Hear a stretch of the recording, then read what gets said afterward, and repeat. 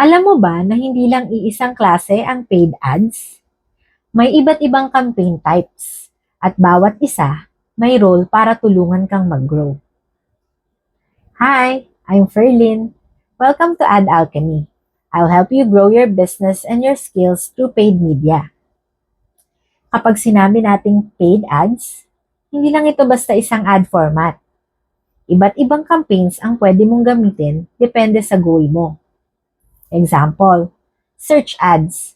Ito yung lumalabas sa Google kapag may naghahanap ng product or service mo. Perfect for high-intent leads. Display ads. Yung nakikita mong banners habang nagbabrowse ka sa websites? Yun. Good for awareness and retargeting. Video ads. These are the ads on YouTube and TikTok. Powerful for storytelling and brand recall. Ang secret dito? Piliin ang tamang campaign type.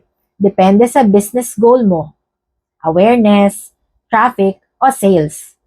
So kung gusto mong mas maintindihan kung aling campaign ang bagay sa'yo, don't worry, I'll break each one down sa mga susunod na videos. From BPO to paid media executive, this is Ad Alchemy by Ferdin. Let's go smarter with ads.